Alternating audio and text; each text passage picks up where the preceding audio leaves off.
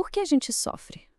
Essa é, sem dúvida, uma das perguntas mais antigas e mais difíceis que existem. Para tentar encontrar algumas luzes sobre essa questão, a gente vai mergulhar em 4 textos antigos que, olha, mesmo sendo muito diferentes, trazem perspectivas bem surpreendentes sobre a dor e a dificuldade. E aqui está o X da questão, né? É uma pergunta que inquieta todo mundo, seja na vida pessoal, nas nossas próprias dores ou quando a gente olha para as grandes tragédias do mundo. Essa questão sempre aparece, desafiando nossa busca por algum sentido. É por aqui que a nossa jornada de hoje começa. Nossa, essas palavras são um soco no estômago. Elas não falam só de dor, falam de humilhação, de um sofrimento que parece totalmente injusto, sem propósito. É uma angústia que não é só de uma pessoa, mas de uma comunidade inteira. Então, nossa primeira parada é o Salmo 44. E é importante entender, esse texto não tenta dar uma resposta teológica, toda certinha, não. Ele é um grito de angústia. É a voz de um povo que se sente completamente abandonado por um Deus que, no passado, parecia estar sempre ali protegendo. A tensão no coração desse salmo é palpável. De um lado, tem a memória de um passado de glória, das histórias de livramento. Do outro, a realidade brutal, o agora, que é de derrota e vergonha. A pergunta que fica no ar é: o que aconteceu? Por que aquela fidelidade do passado parece não existir mais? Agora, vamos mudar completamente a perspectiva. Se o Salmo 44 é o puro lamento, o livro de Jó já chega tentando oferecer uma explicação. Ele traz uma ideia bem diferente.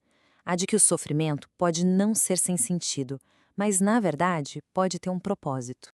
Aqui, o sofrimento é apresentado quase como um professor bem severo, mas talvez necessário. A teoria do Eliú é que a dor pode funcionar como um megafone de Deus, sabe? Uma forma de chamar a atenção quando a gente se desvia, não para punir, mas para corrigir, para talvez nos salvar de um caminho pior. O Eliú constrói o argumento dele de forma bem lógica. Primeiro, ele parte de uma premissa: Deus é justo. Ponto. Então, se existe sofrimento, ele precisa servir a um propósito justo. E que propósito seria esse? Segundo ele, um propósito educativo: refinar, ensinar e, no fim das contas, redimir. Nossa terceira parada vira essa lógica de cabeça para baixo. Em vez de tentar explicar ou eliminar o sofrimento, a carta aos Coríntios dá um novo significado para ele. A ideia aqui é encontrar força justamente onde a gente só esperaria ver fraqueza. A metáfora principal é essa: tesouro em vasos de barro. Pensa só no poder dessa imagem. Ela diz que nós somos, ao mesmo tempo, frágeis e preciosos.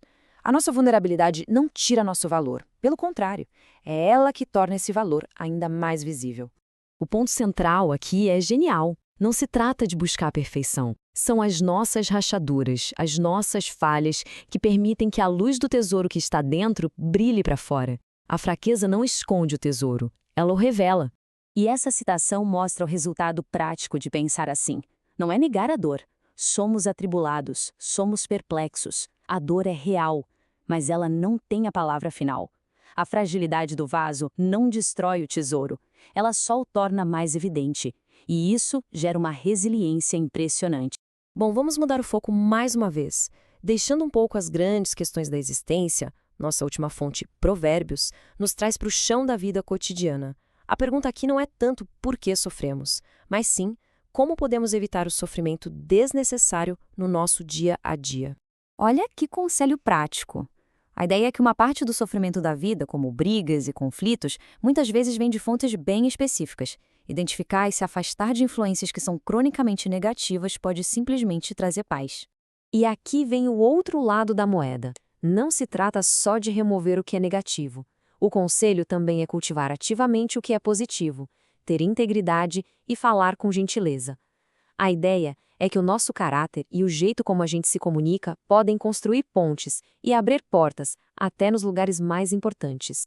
Certo. Então, o que a gente faz com essas 4 perspectivas tão diferentes? Uma não contradiz a outra? Talvez o melhor jeito de olhar para elas não seja como respostas concorrentes, mas como participantes de uma mesma e rica conversa. Então a gente tem o grito de dor do Salmo, a ideia de lição em Jó, a força que vem da fraqueza em Coríntios e a sabedoria pé no chão de Provérbios. Cada texto olha para o sofrimento de um ângulo diferente e cada um valida uma parte da nossa experiência com a dor. E este é o pulo do gato.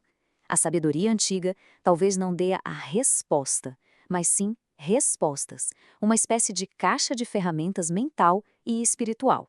Dependendo da situação, talvez o que se precise é lamentar como salmista, ou aprender como Jó, ou encontrar força na fraqueza, ou simplesmente agir com sabedoria prática.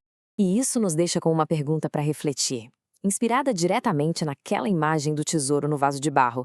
Em um mundo que vive valorizando a força, a perfeição, o que aconteceria se as nossas próprias rachaduras, as nossas vulnerabilidades começassem a ser vistas não como falhas, mas como os lugares exatos por onde a luz pode finalmente passar?